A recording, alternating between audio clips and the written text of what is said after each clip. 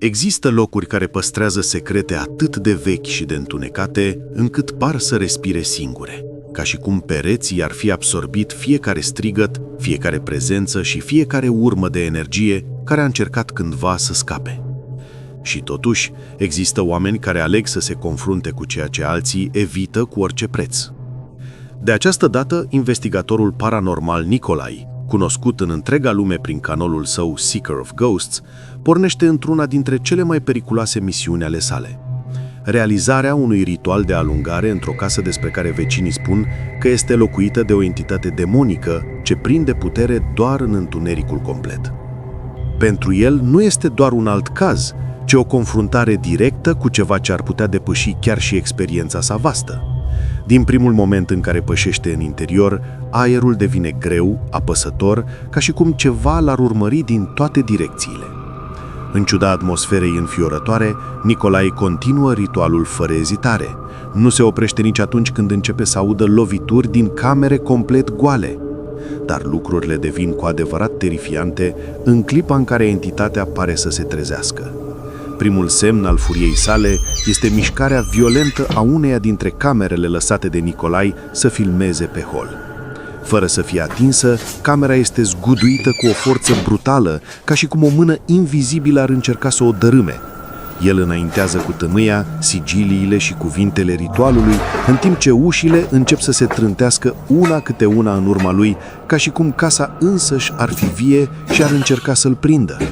Ecoul acelor trântituri răsună în toată clădirea, anunțând că entitatea nu va accepta să fie alungată fără luptă. Iar întrebarea finală este inevitabilă: tu ai avea curajul să încerci?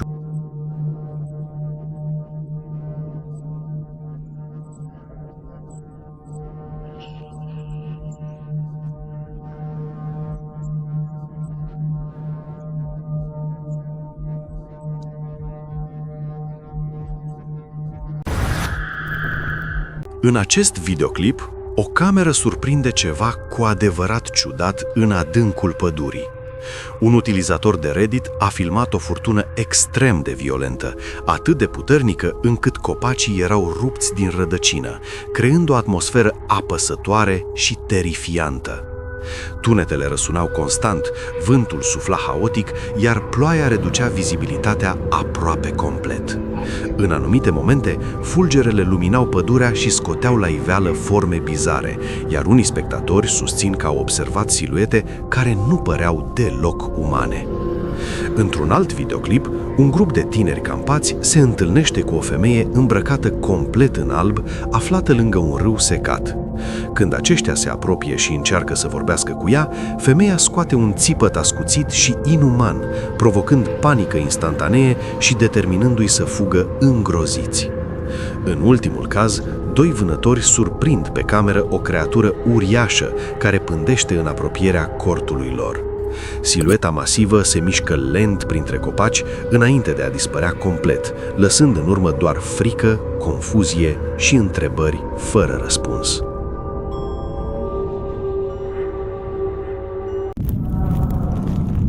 În aprilie 2022, exploratorul Indra Saputra Official a decis să își ducă echipa în acest loc, transmițând întreaga incursiune în direct pentru urmăritorii săi.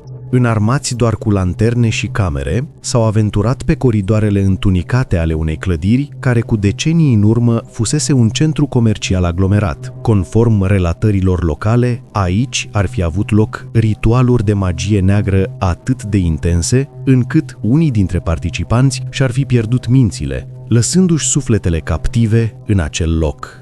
În acest context, în timp ce înaintau pe coridoarele înguste și pustii, Indra, care mergea în față explicând ceea ce se petrecuse, s-a oprit brusc, întorcându-se spre un culoar anterior gol. Ceea ce a văzut l-a tulburat profund. Fii atent! În mijlocul coridorului, luminată slab de lanterna sa, a apărut o siluetă așezată. În filmare se distinge ceea ce pare a fi o tânără sau, poate, o păpușă, plasată într-o poziție rigidă și neliniștitoare. Indra, vizibil afectat, și-a întors privirea aproape imediat, alegând să se îndepărteze fără să verifice mai atent cine sau ce era acea prezență. Un spirit prins în vechile ritualuri întunecate sau, poate, cineva care și-a pierdut mințile după ce a căzut pradă magiei negre? Împărtășește-ți teoriile în comentarii.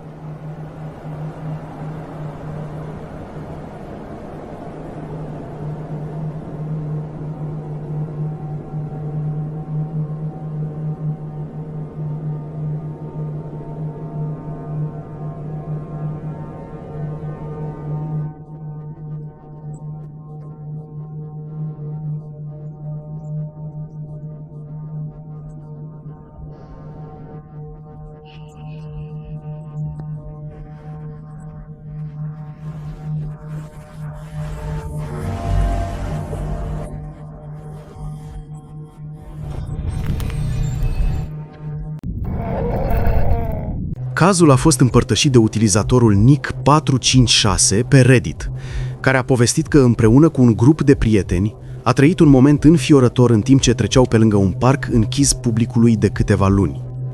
Acel loc, aflat într-un oraș de obicei aglomerat, fusese închis după un eveniment tragic. O femeie și-a fi luat viața chiar acolo cu un an în urmă.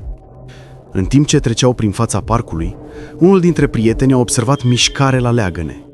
Când s-au apropiat să vadă mai bine, au descoperit că unul dintre ele se legăna puternic, ca și cum o prezență invizibilă l-ar fi folosit. Parcul era complet gol, fără nicio persoană în apropiere care să poată provoca acea mișcare. Poarta de intrare, încă blocată cu lanțuri, confirma că accesul rămânea restricționat.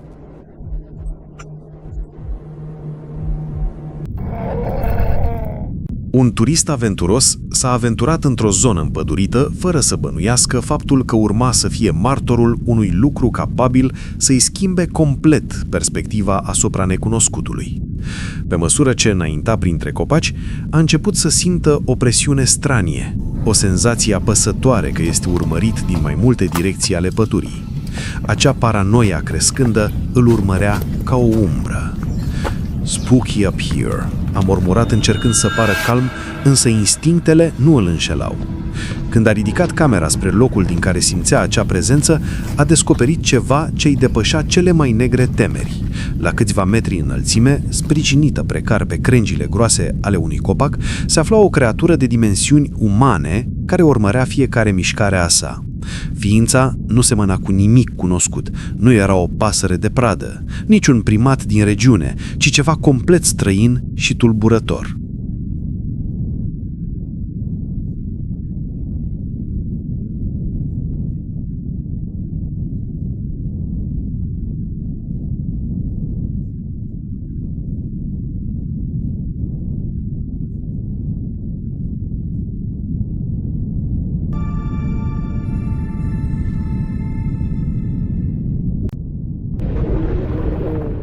Jefferson Hotel, o clădire istorică emblematică din Jefferson, Texas, a fost timp de mulți ani în centrul unor povești înfiorătoare. Se spune că holurile sale păstrează energia tulburătoare a unui trecut întunecat, iar numeroși oaspeți sunt martori ai unor fenomene de neexplicat. Totul părea să decurgă ca într-o zi obișnuită. Proprietarul se plimba prin zonele hotelului, verificând progresul renovărilor din curs.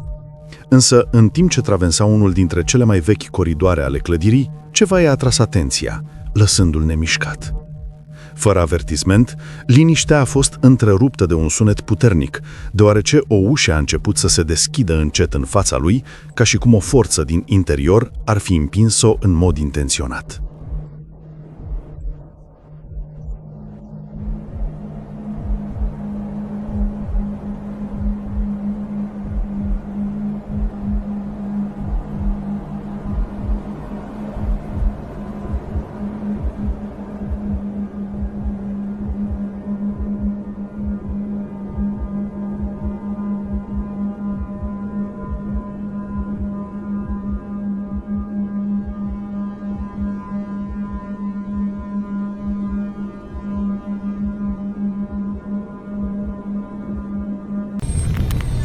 Un videoclip misterios a început să circule pe TikTok prin intermediul contului numit Ching Store, o pagină care până atunci nu avea nicio legătură cu subiecte paranormale sau tulburătoare. Profilul era cunoscut exclusiv pentru promovarea și vânzarea unor obiecte de uz zilnic, prezentate într-un mod simplu, repetitiv și lipsit de elemente stranii. Tocmai această aparență normală face ca întregul caz să fie mult mai ciudat. Totul s-a petrecut în timpul unei transmisiuni live. Fără niciun avertisment prealabil, conținutul difuzării s-a schimbat radical, transformându-se într-o scenă extrem de deranjantă. Imaginile apărute pe ecran nu aveau nicio legătură cu produsele promovate în mod obișnuit și au lăsat publicul complet derutat. În înregistrare poate fi observată o persoană aflată într-un spațiu care pare să fie un loc de izolare. Aceasta stă ghemuită într-o poziție fetală, ca și cum ar încerca să se protejeze de ceva invizibil. Corpul îi este acoperit de o substanță viscoasă, necunoscută, iar pe piele se pot distinge urme ce seamănă cu răni. Aspectul general transmite suferință și disperare profundă. Pe durata transmisiunii, persoana nu rostește niciun cuvânt și nu primește niciun ajutor.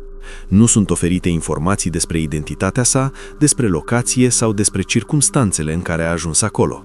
Lipsa explicațiilor intensifică senzația de neliniște. Brusc, fără nicio justificare, transmisia se încheie. Nu apare niciun mesaj final, nicio clarificare. Înregistrarea se oprește, lăsând în urmă doar întrebări și presupuneri. Cel mai șocant detaliu apare ulterior. Contul Ching Store continuă să posteze videoclipuri comerciale în mod normal, ignorând complet incidentul. Absența oricărui comentariu a generat numeroase teorii. Ce crezi tu că se ascunde în spatele acestui episod tulburător?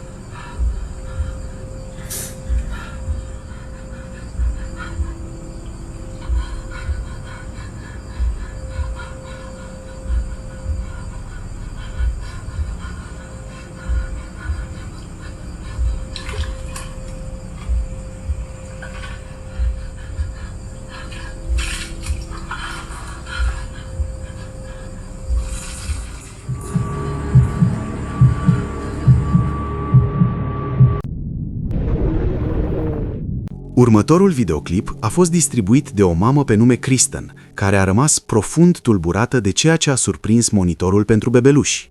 În jurul orei 1 după amiază, Kristen și-a lăsat fiica în țarc, liniștită și concentrată la videoclipul ei preferat, în timp ce ea a coborât pentru câteva minute să spele haine. Nu și-ar fi imaginat că, în lipsa ei, se va produce un eveniment atât de straniu. Când a revăzut ulterior imaginile, a observat un comportament care i-a provocat fiori. Copila privea insistent într-un punct anume al camerei, zâmbea, își întindea brațele și trimitea săruturi în aer, ca și cum ar fi interacționat cu cineva invizibil. Totuși, în casă nu se mai afla nicio altă persoană. La scurt timp, camera a înregistrat cum un obiect a căzut brusc în interiorul țarcului, fără o explicație clară. Câteva secunde mai târziu, un biberon a fost aruncat cu putere în afara țarcului, de parcă ar fi fost împins de o mână nevăzută. Kristen afirmă că nu exista curent de aer sau vreun factor fizic care să justifice scena. Ea crede că întâmplarea ar putea fi legată de spiritul mamei sale, decedată cu puțin timp înainte. Această posibilitate o liniștește, dar o și înspăimântă, deoarece până astăzi nu a găsit o explicație logică pentru cele petrecute.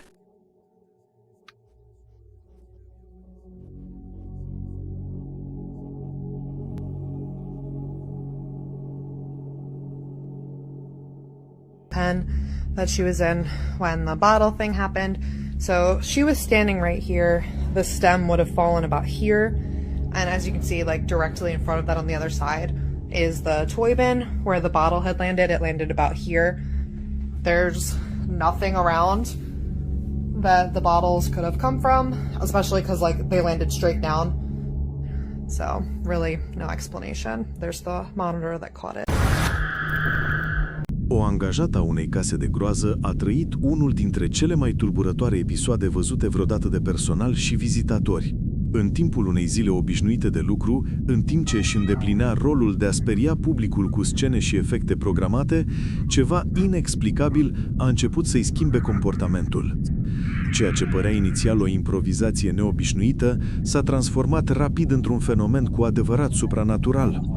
Femeia a început să râdă necontrolat, eliberând sunete care nu mai aveau nimic uman. Corpul ei a intrat în convulsii violente, aruncându-se la pământ și contorsionându-se cu o forță ce părea de neînțeles. Vizitatorii, convinși la început că era doar o parte a spectacolului, au realizat curând că asistau la ceva autentic și înfricoșător. Râsul ei a devenit mai ascuțit, apoi mai profund, aproape demonic, în timp ce mișcările ei deveneau tot mai agresive și imprevizibile. Angajații și spectatorii au rămas înmărmuriți, fără să știe cum să intervină. Minute întregi, femeia părea complet controlată de o forță externă. Întrebarea inevitabilă a rămas: ce entitate alesese acel moment pentru a se manifesta prin ea?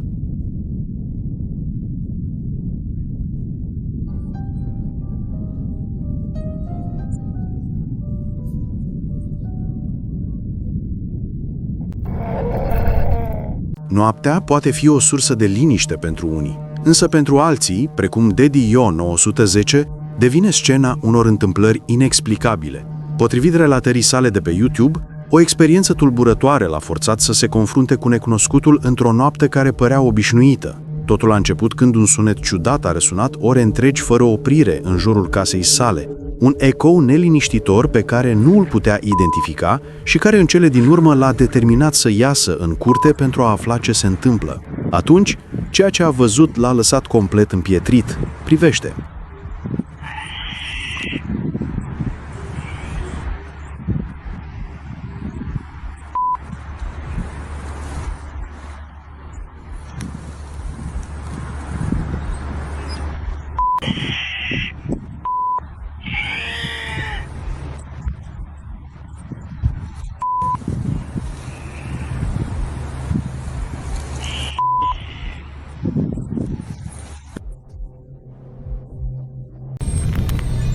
Următorul videoclip a fost publicat pe TikTok de un utilizator cunoscut sub numele RJS și explică foarte clar de ce este esențial să conduci cu atenție sporită atunci când afară este extrem de întuneric și aproape nu există surse de lumină. Drumurile pustii pe timp de noapte pot ascunde situații pe care mintea umană nu este pregătită să le interpreteze corect. În imagini, îl vedem pe autor conducând pe un drum izolat, în noaptea de 6 august 2021, la ora 4:40 dimineața. Acel moment neliniștitor, în care lumea pare suspendată între noapte și zi. Locația este șoseaua Mayra 897, aflată la doar câțiva kilometri de Riverall Beach, în Alberta, Canada, o regiune cunoscută pentru legende locale și relatări bizare. Pe marginea drumului apare o femeie ciudată, îmbrăcată complet în alb, stârnind confuzie totală și teamă intensă șoferului. Silueta ei se deplasează într-un mod neobișnuit, aproape ca și cum ar pluti în loc să pășească normal.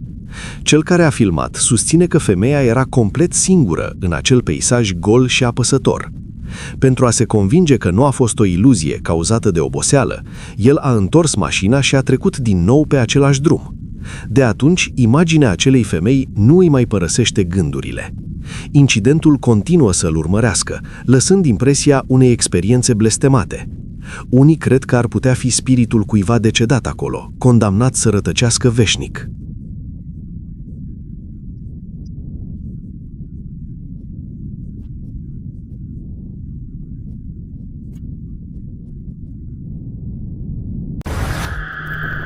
În inima statului Oregon, un hotel vechi păstrează secrete care par să reziste trecerii timpului. Poveștile vizitatorilor care susțin că au trăit întâmplări inexplicabile sunt numeroase, iar printre acestea se remarcă cazul unei tinere cercetătoare paranormale, cunoscută pe YouTube ca Aymara, hotărâtă să descopere ce se ascunde cu adevărat în umbrele clădirii. Potrivit relatării sale, prima ei vizită la hotel i-a lăsat o amintire de neșters: apariția presupusei fantome a unei fetițe ce rătăcea prin coridoare. Atunci, pe neașteptate, s-a petrecut ceva tulburător fără ca ea să-și dea seama imediat. Fii foarte atent. Din senin, o siluetă înaltă și întunecată s-a materializat în fața ei. Figura stătea dreaptă, complet nemișcată, de parcă o privea din umbre. Conștientă de reputația hotelului, Mary a încercat să comunice cu orice entitate prezentă. "Este cineva aici cu mine?" a întrebat cu voce tare, rupând liniștea adâncă din încăpere. "Dar tu, ce părere ai despre acest caz?"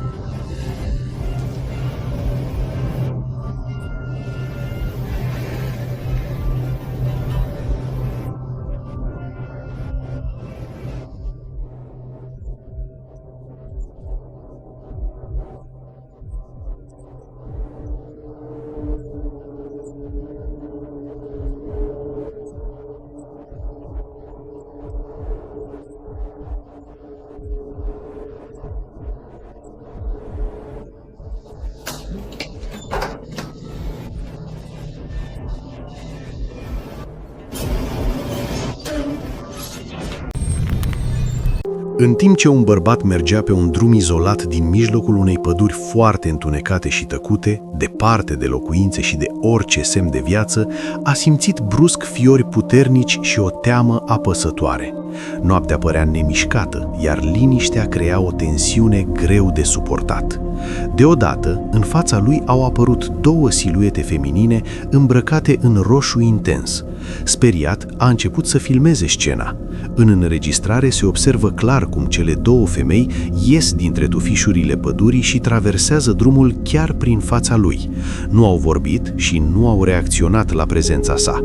Mișcările lor erau lente și nefirești. Când a realizat că era complet singur în acel loc izolat, bărbatul a rămas nemișcat, urmărind cu groază cum cele două apariții dispar treptat în întunericul dens al pădurii, fără să îndrăznească să se miște sau să-și întoarcă privirea în acea noapte rece, plină de tăcere absolută.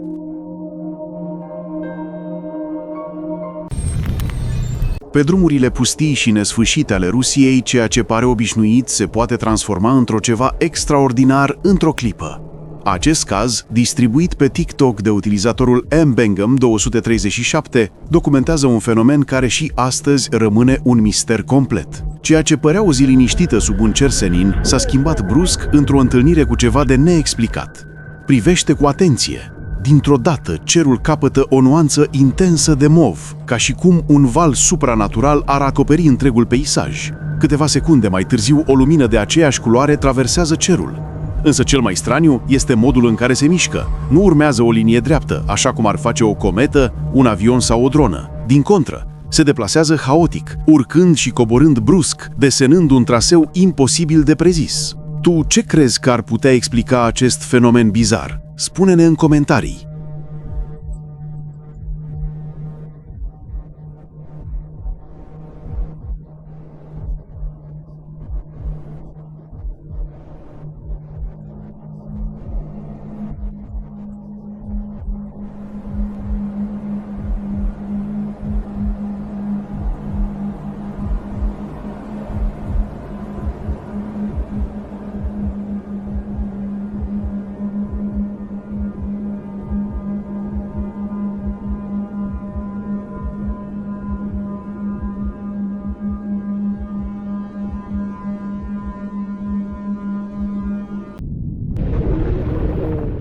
Uneori locuințele par să ascundă secrete care ies la iveală doar atunci când ne așteptăm mai puțin.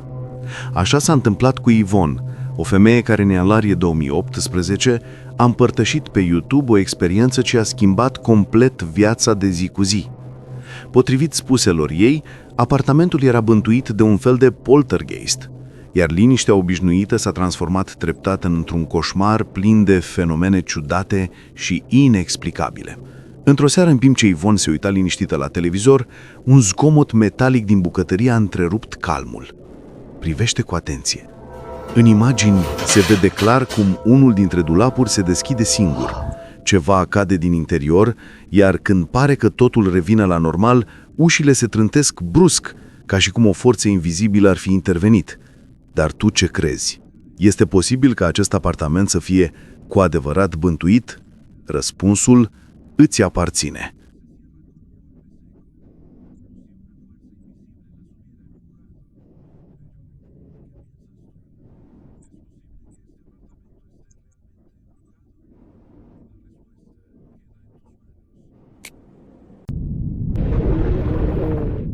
În ciuda explicațiilor raționale oferite de utilizatorii sceptici, dezbaterea rămâne intensă și departe de a fi încheiată. Unii susțin că siluetele întunecate surprinse în videoclip ar putea fi simple umbre proiectate de persoane aflate în afara cadrului sau reflexii ale luminilor mașinilor care treceau pe stradă. Totuși, mai mulți comentatori au subliniat că locuința se află într-o zonă liniștită, cu trafic nocturn aproape inexistent, ceea ce face aceste explicații mai puțin convingătoare. Alți utilizatori au analizat înregistrarea cadru cu cadru și au observat că formele par să-și mențină structura în timp ce se deplasează, un detaliu neobișnuit pentru simple jocuri de lumină. În plus, mișcarea lor pare controlată și intenționată, ca și cum ar fi conștiente de prezența camerei. Acest aspect a alimentat și mai mult teoriile despre o posibilă activitate paranormală. În comentarii, numeroase persoane au împărtășit experiențe similare trăite în clădiri vechi cu un trecut încărcat, sugerând că anumite locuri pot reține energii sau urme ale evenimentelor din trecut. Unii au recomandat familiei să apeleze la investigatori paranormali pentru a obține răspunsuri mai clare. Indiferent dacă este vorba despre spirite, iluzii optice sau simple coincidențe, un lucru este sigur: videoclipul a lăsat o impresie puternică. Combinația dintre istoria casei, atmosfera tulburătoare și aparițiile misterioase face dificilă ignorarea posibilității că acolo se întâmplă ceva inexplicabil.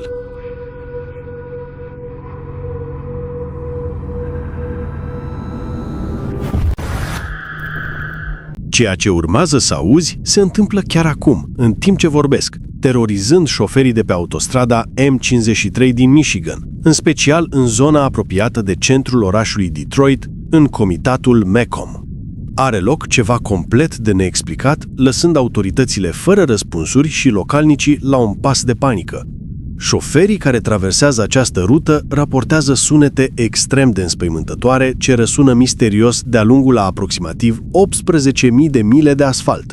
Nu este vorba despre zgomote normale de trafic sau construcții. Sunt urlete lungi, profunde și îngrozitoare care par să vină atât de pretutindeni cât și de nicăieri în același timp. Martori au descris aceste sunete în moduri tot mai tulburătoare.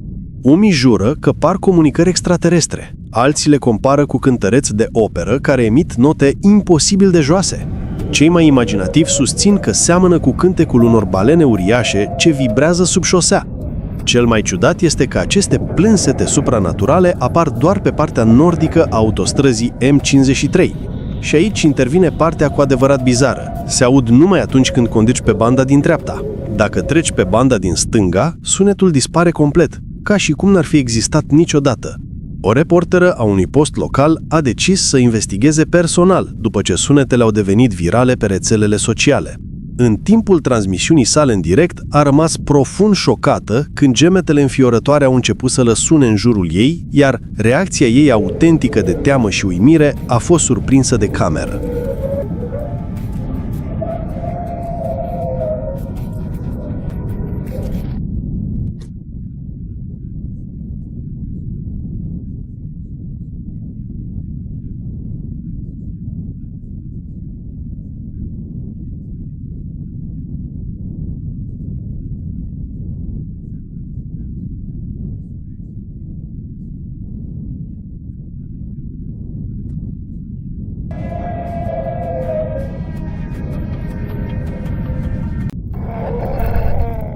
Pe pagina de Instagram a unui utilizator a fost publicat un videoclip absolut înfiorător, care în scurt timp a devenit viral, acumulând peste 22 de milioane de vizualizări din partea spectatorilor complet uimiți.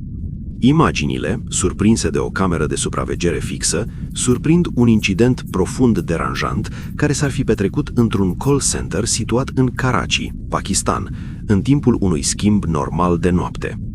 În videoclip se poate observa un angajat vizibil speriat, reacționând la evenimente bruște și inexplicabile, fugind panicat din cameră și părăsindu-și postul de lucru, în timp ce camera continuă să înregistreze în tăcere consecințele imediate ale incidentului misterios. Descrierea care însoțește videoclipul explică faptul că incidente similare ciudate nu au fost neobișnuite pentru angajații acestui call center în timpul schimburilor de noapte. Deși aceasta ar fi fost prima dată când acest bărbat a experimentat personal un astfel de eveniment paranormal, unii spectatori sceptici sugerează ferm că totul ar putea fi o scenetă bine pusă la punct. Ei indică o reflexie neobișnuită vizibilă sub un scaun negru ca posibilă dovadă a manipulării intenționate. Un videoclip recent postat pe Reddit de utilizatorul Yazi93 a stârnit dezbateri intense și speculații derutante printre spectatori din întreaga lume care încearcă cu disperare să înțeleagă ceea ce urmăresc. Conform descrierii oferite, imaginile ar fi fost capturate de un turist aventuros care explora cele mai îndepărtate și mai neospitaliere zone ale sălbăticiei siberiene, o regiune în care civilizația modernă a lăsat cu greu vreo urmă. Ceea ce a înregistrat camera în acest loc pustiu sfidează orice logică și explicație rațională. O structură masivă, un zid sau o împrejmuire gigantică, aparent interminabilă, care se întinde prin peisajul înghețat fără un scop vizibil sau o justificare arhitecturală coerentă. Clipul neobișnuit a declanșat dezbateri virtuale pasionate, spectatorii propunând numeroase interpretări divergente și adesea contradictorii pentru construcția enigmatică. Un comentator a oferit o explicație practică și pământească, sugerând rezonabil că zidul masiv ar putea fi pur și simplu un decor de film în aer liber, construit pentru o superproducție epică și apoi abandonat în voia elementelor naturale. Un abonat al canalului a trimis acest material însoțit de o mărturie care încă îi tulbură nopțile. El și un prieten plecaseră într-o expediție într-o zonă forestieră izolată, având puști cu aer comprimat, în căutare de păsări pentru a-și exersa precizia. Era o activitate obișnuită, repetată de 10 de ori fără probleme. Așezată pe o creangă la o înălțime considerabilă, mult peste locul unde o persoană ar putea urca fără echipament specializat, se afla o figură humanoidă feminină. Nu se agăța stângaci de scoarță precum un cățărător. Stătea așezată cu un confort imposibil, ca și cum acea creangă ar fi fost tronul ei natural. Imaginea i-a paralizat pe amândoi. Pădurea a amuțit, iar aerul a devenit apăsător. Nimeni nu a vorbit, conștienți că acea prezență nu ar fi trebuit să existe acolo. Amintirea persistă ca un avertisment întunecat, adânc întipărit în mințile lor pentru totdeauna.